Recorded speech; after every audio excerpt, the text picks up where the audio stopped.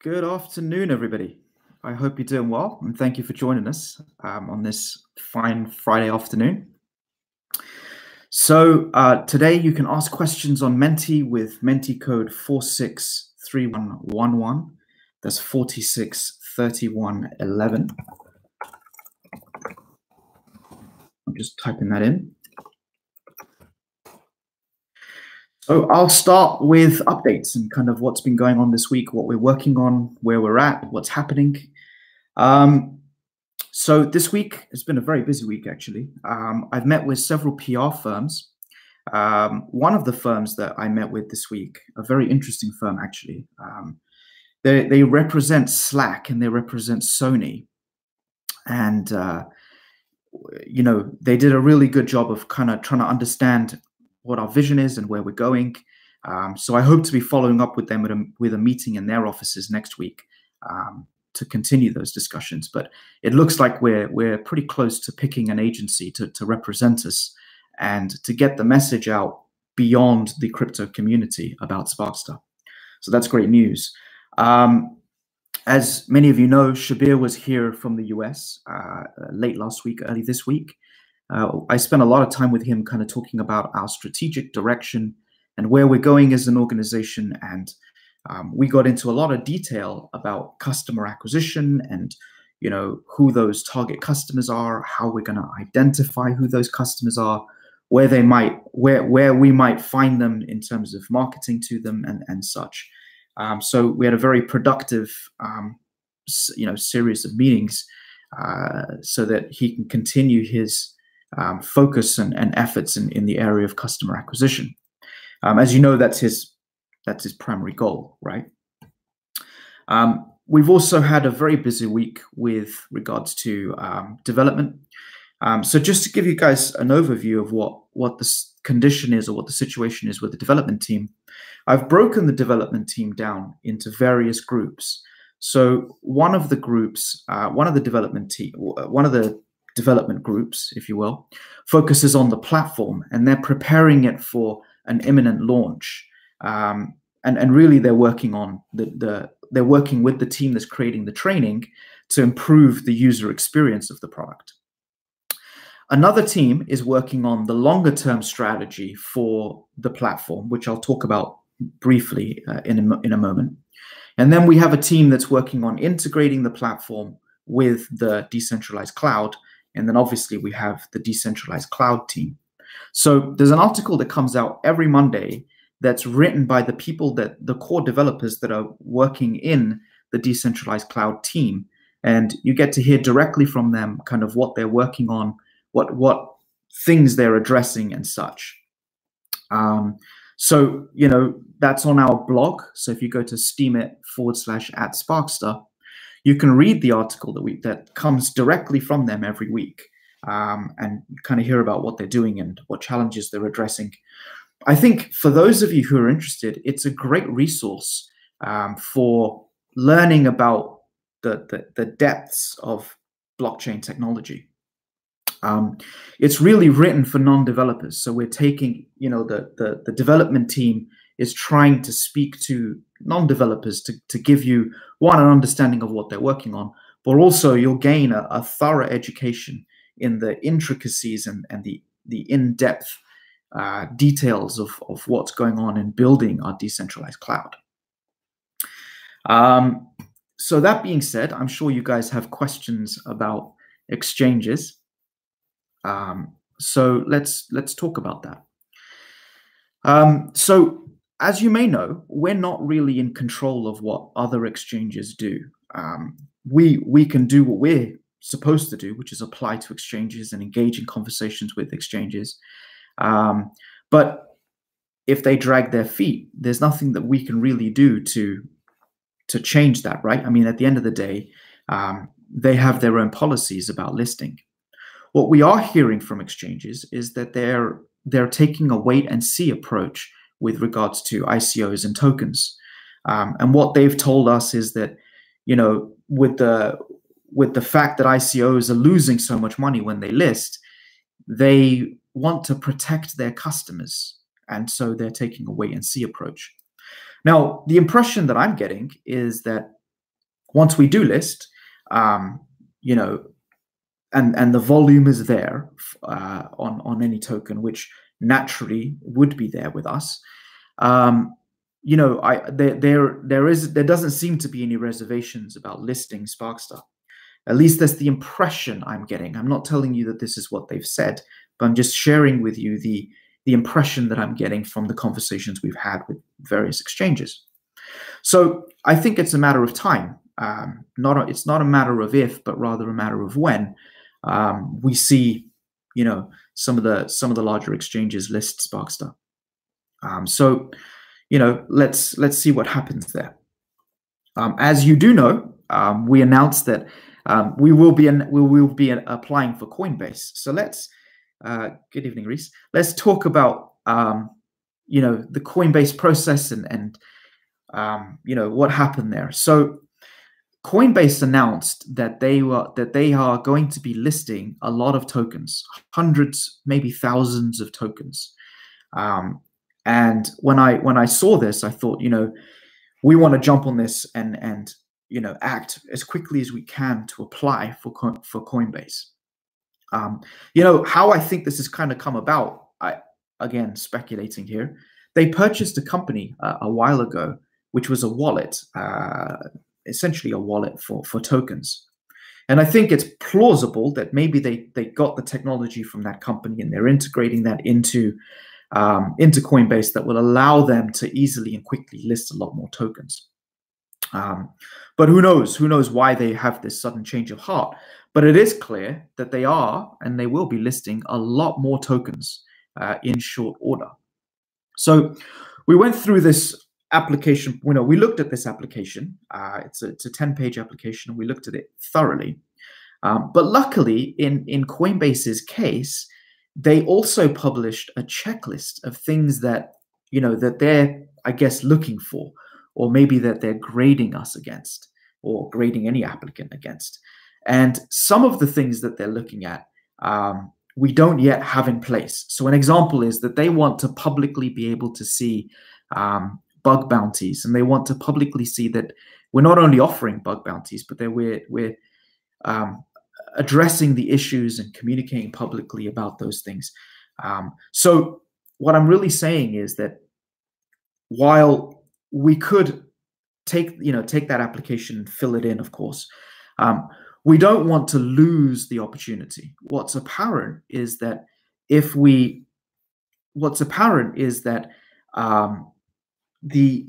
listing process, you know, is pretty transparent, it seems, especially relative to other exchanges.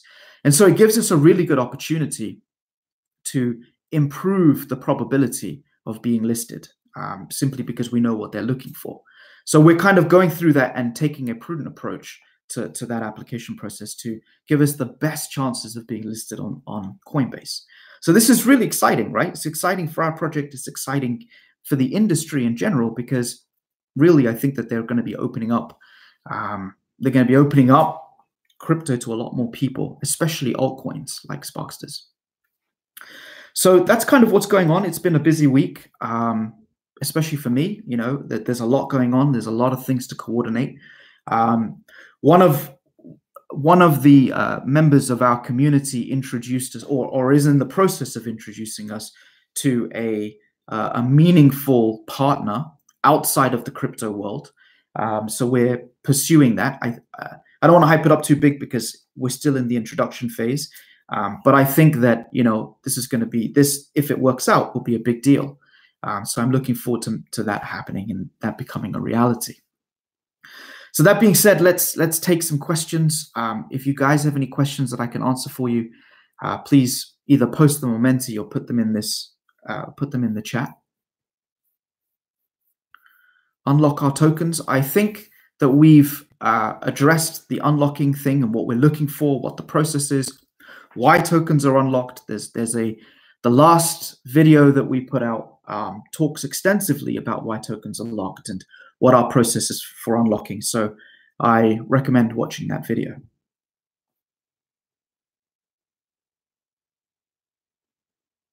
Please ignore the FUDDers and people demanding token unlocks. Most investors don't want to unlock in this bear market. Please let us know if there are any multinational partnerships that are in the pipeline.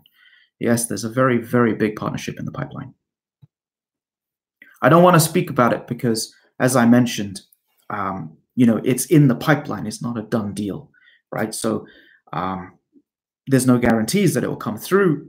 We're going to do absolutely everything possible to bring it home. It's a big deal. So let's see how that goes. Stop delaying token unlock. How far are we from testnet? We are.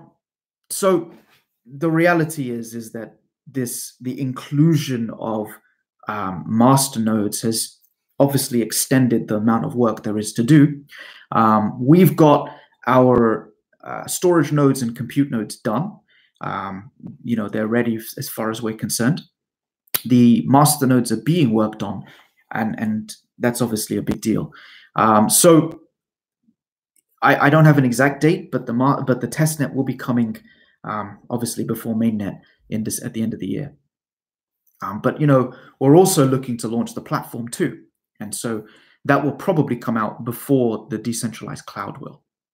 And I mean general availability, not the limited availability that we're looking at right now for people that are. There's limited availability of the platform available right now to certain people, to beta testers and such. But general availability of the platform should be before the mainnet should be before the blockchain.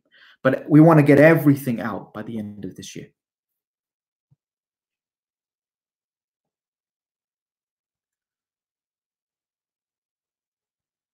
So there's a lot of opinions about locking and unlocking, kind of both ends of that. How do we want to create a bigger community if the tokens are locked? Well, I think we're having a positive impact on the community. These, ask me agains or ask me anything. I'm not sure what they are. I think reinforce trust in us as a team. We're here. We're hard at work. We're constantly communicating about what we're doing. That being said, there is work being done in the background in terms of lining up activities for when we're closer to the launch so that we can create awareness about the project. And, a lot of those things, it's probably not the right time to start launching those things now, because we're not at a place where we feel that this is the time to unlock the token.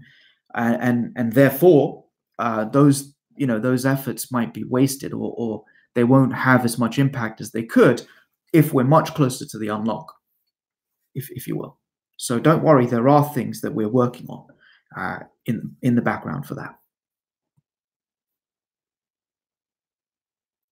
Bull market already starting.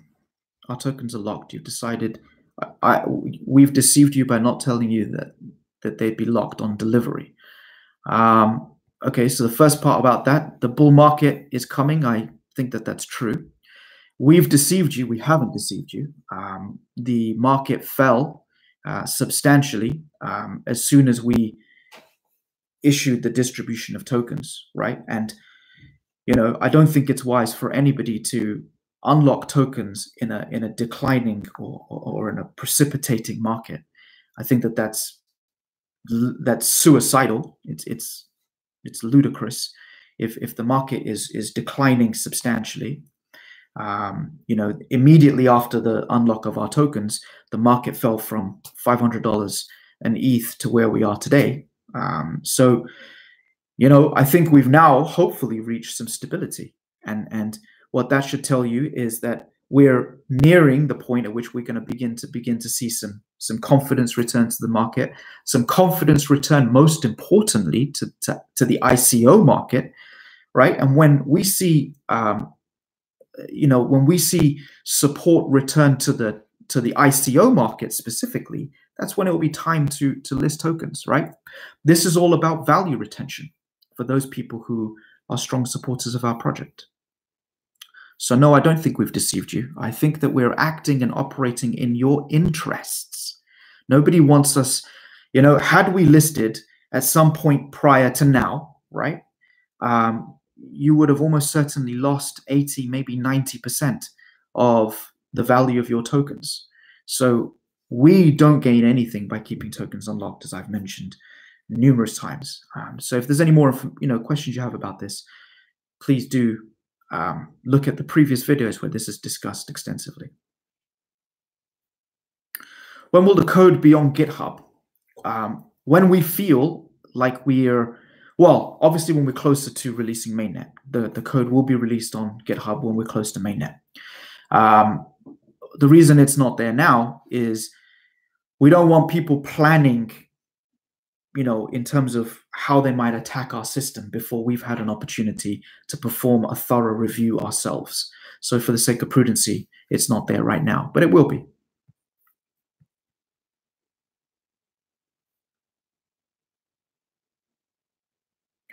Have any exchanges said that they're willing to list Sparkster for a price that we aren't prepared to pay? No. No exchanges have made us an offer that we've just said, no, we're not willing to pay that to.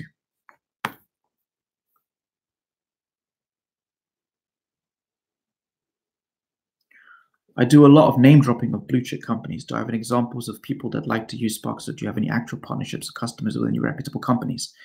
Yeah, we have a partnership with an extremely reputable company, a company called ARM. So if you have a mobile phone, which I'm sure you do, the microprocessor, essentially the CPU of your mobile phone, whichever mobile phone it is designed by the company with whom we have a partnership with. So ARM is a multi-billion-dollar company.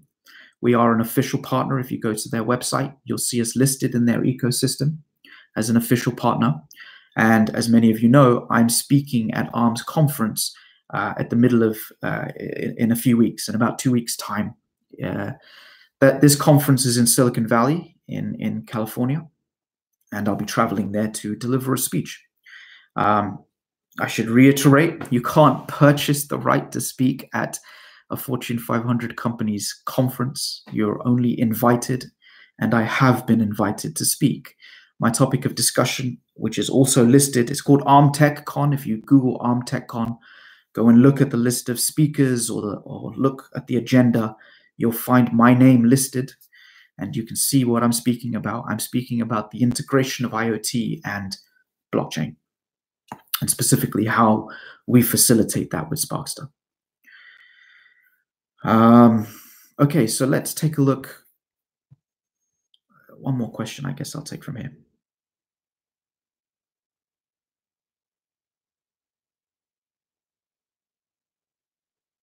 How can a designer, entrepreneur, or builder be confident that their incomplete project IP is secure from prying eyes while they are building on Sparkster?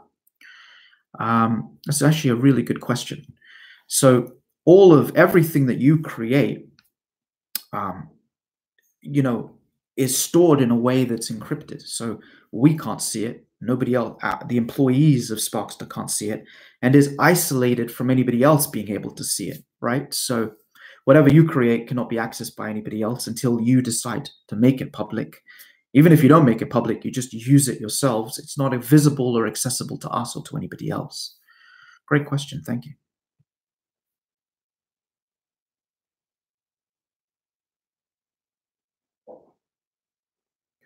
Can I give you a clue if Sparkster will be ahead of the roadmap? That way we can reverse some FUD. I don't think we'll be ahead of our roadmap, but I think we'll be on time with our roadmap. Hopefully that helps. Is Sparkster Coinbase compliant? So there are some things, as I mentioned, the bug bounty that isn't, for example, publicly visible today, right? And how we've responded to those bugs, for example, isn't visible or verifiable by Coinbase today. GitHub isn't verifiable yet by Coinbase. So, based on that, we should make sure we're in compliance before we apply. So that's kind of the process there. But, that being said, I do think that there's a good chance that we'll be listed on Coinbase. I don't see any reason why Coinbase or anybody else wouldn't list us for that matter. How close is the partnership with ARM, and do you guys speak to each other on a weekly basis? We don't speak to each other on a weekly basis, but we are official partners, and like I said, they've invited me to speak at their conference. So they've got a lot of partners, but they've spoken, I mean, specifically, they've chosen me to speak at their conference. Now, what we do with ARM, maybe we should elaborate on what it is that we do for ARM. So what we facilitate is we enable people who are using ARM technology. And like I said, ARM designed the microchips for all mobile phones, but we're not working with the division that is the mobile processor division. We're working with the microcontroller division called Mbed, the letter M-B-E-D. So the Mbed division aims to take microprocessors, which are simplified microprocessors, they're microprocessors, microcontrollers, and puts them in devices, right? So for example, there'll be a microcontroller in your washing machine. There'll be many, many, many microcontrollers inside of your car. They'll control your wipers. They'll control your mirrors, when they fold in and out. All of those things are being controlled by microcontrollers. And what we enable is we enable people to essentially build or design those microcontrollers, design the logic for what those microcontrollers do in plain English. And to be able to, now why is that important? That's important because it allows people to get up and running with a prototype using ARM technology much, much, much faster, 50 times faster than maybe they otherwise would, especially for complex use cases. So that's what we've built. We also allow ARM's technology to be accessible to the non-developer community, of course, right?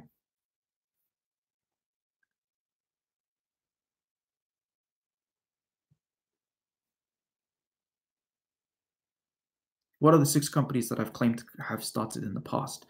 It's not 6 companies, but the companies that I have started have been e-commerce companies. All of the companies in the past have been e-commerce companies, and today they serve millions of customers around the world.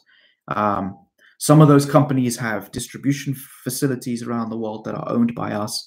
Some of them are in manufacturing and have actual factories that manufacture products, and they manufacture various types of products. So products such as printed gifts and such. So that's what they do. So let's jump over. I don't see any other votes here.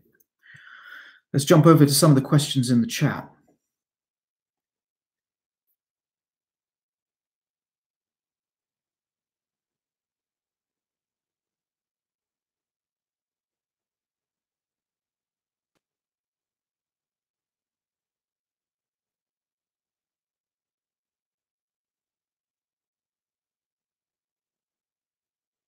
There's a question from Malaysia I don't quite understand, but we have some news coming out about Malaysia after we unlock, which I think you'll appreciate.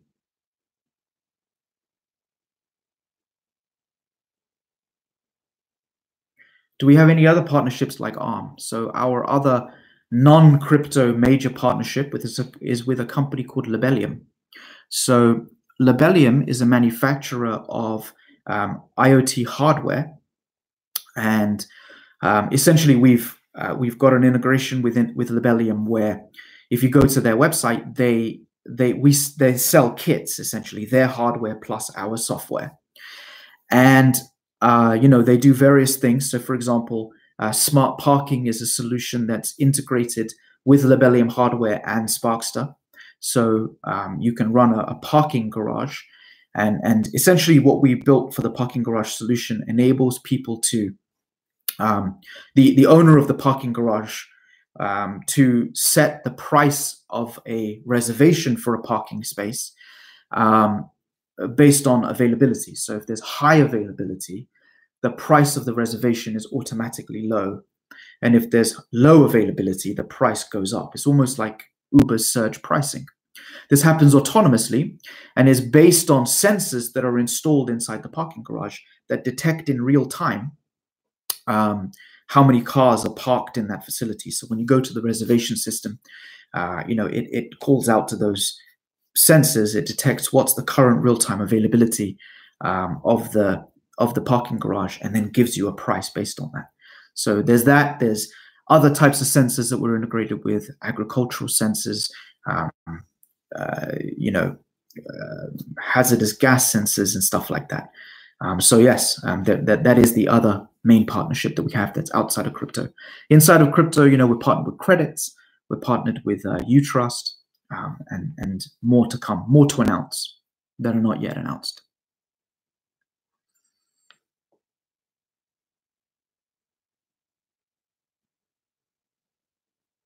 Someone says the partnership with Credits worries them. I don't think that has a bearing on us. At the end of the day, what we're really doing is we're creating access to our platform. We're creating an ecosystem of partners. And at the end of the day, if people don't choose to use the Credits integration, for example, that's up to them too, right?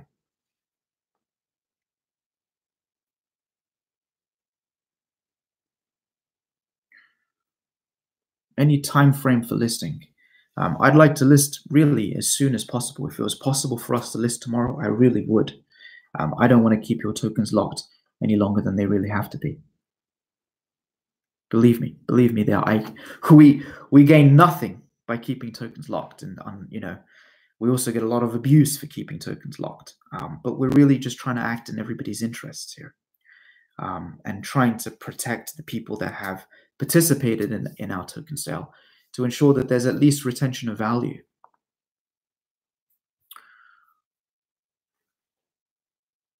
How does the reward system for masternodes work? Good question. Thank you, Patrick, and thank you for your support in our channel.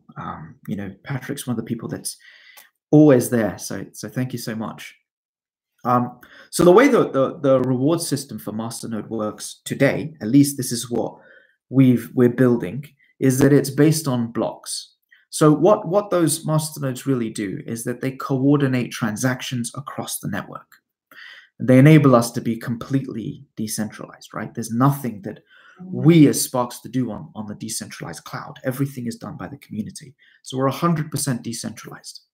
Now, that being said, that decentralized coordination is being done by masternodes, the coordination of the transaction. Now, I go into a lot of detail on this. In one of the tech talks that was held about masternodes. It may have been the last tech talk, actually. But in summary, there's compute nodes that do the execution of the software, and there's storage nodes that keep the data that's either produced by the software or the company's essential data. And there's coordination that needs to occur between these two. And there's also verifiers, right, that verify the validity of the outputs and verify that people aren't cheating on the network. So all of that coordination is being done by these masternodes.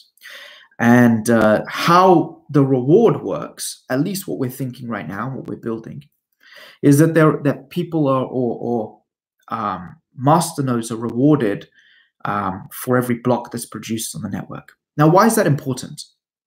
That's important because in the beginning, the transaction volume, that's running on the network, it won't be very high, right? In the long run, you'll make a lot more money from the transaction volume. So much like Ethereum, right? You get paid you pay a transaction fee plus you get paid a transaction fee plus a block reward. The block reward is what I'm talking about right now, but there's also a transaction fee. So put the two together, you'll make more money from the block reward in the beginning, but over time, you'll make more money from the transaction because there'll be a lot more transactions. What I think is really unique about our network is that we have a lot of, because we're handling individual transactions, and because we have a network that can handle millions of transactions a second, you end up with let's say 10 million transactions that would end up in one block if a block is produced every second, right? So while the fee that you earn from a single transaction may not be very high, right? When there's 10 million transactions in one block, not only do you make a block reward, but you make a significant reward from 10 million transactions in that 1 second. So I think that the rewards will be pretty substantial for running a masternode.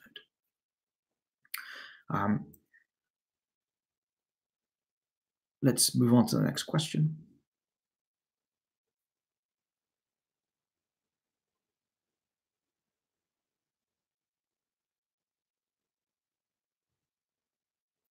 What areas so Patrick's asking again, can I name the areas that the company operates in that I'm talking about with a partnership?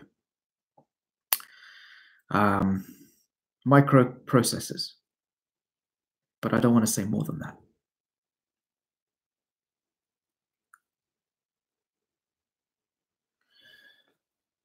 How quickly, so Nikita's asking, how quickly can we release tokens if a bull market starts? The tokens are distributed.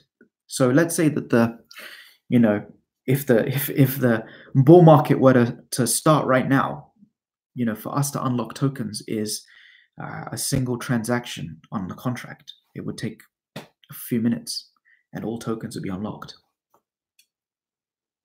So, and we would, essentially be whatever those exchanges that have listed us will be trading on those exchanges, or you'll be able to move tokens into those exchanges immediately. So there's nothing that's preventing us, for example, from unlocking right this minute. There's nothing technical that would prevent us from doing that. I hope that answers your question. Masternodes is a wonderful idea. It can help a great deal with the storage of the blockchain. Does it conflict with storage nodes? Are masternodes and storage nodes incentivized equally? No, they don't compete. They don't compete with each other, and they're not incentivized in the same way either. In fact, they do two completely different jobs. So let's take the example of Uber, right? So if you're riding Uber, your trip history would be stored on a storage node, right? And let's say Uber was running on Sparkster.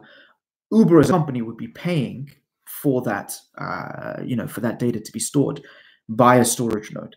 Masternodes are very different. They're doing the job of coordinating the network, and they're rewarded for producing blocks, but they don't necessarily store that block information. So they do two completely different things.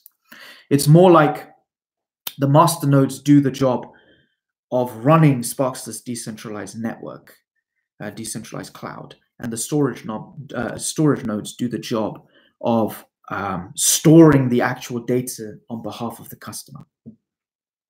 And it looks like we've got some new people here. So one of the things I think we should reiterate. One of the things I think we should reiterate is that we have an architecture that's specifically designed for extremely high throughput. Now, in theory, that throughput is, limitless. There is no limit to what the throughput on Sparkster's network is or could be, right? And why that's the case is because we're able to inject data into two different storage cells in parallel. You've got, transactions that are being executed by different compute nodes in parallel. You've got different groups of verifiers verifying transactions in parallel, right? And because we're not a currency, and this is key, because we're not a currency, because we're a decentralized cloud, we don't have a problem. We don't have the problem where we need to maintain two sides of a ledger, right? So if I send money to you, I need to update your ledger and my ledger, right?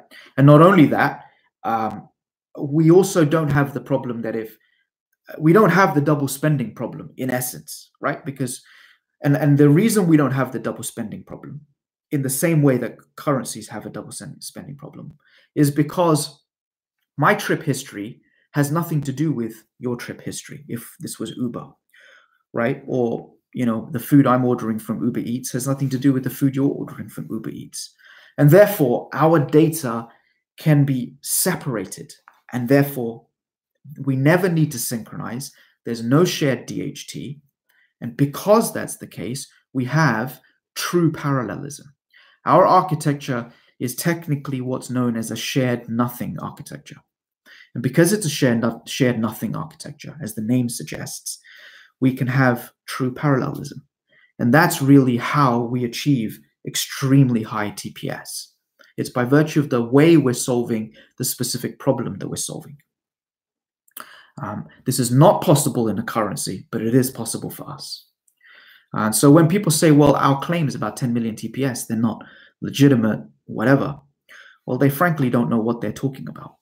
And it's just FUD. I invite them and anybody who questions our 10 million TPS claims, go to the Spark website, scroll down to the white paper section, and watch the video that talks about Sparkster's decentralized cloud, because it gives you a visual representation.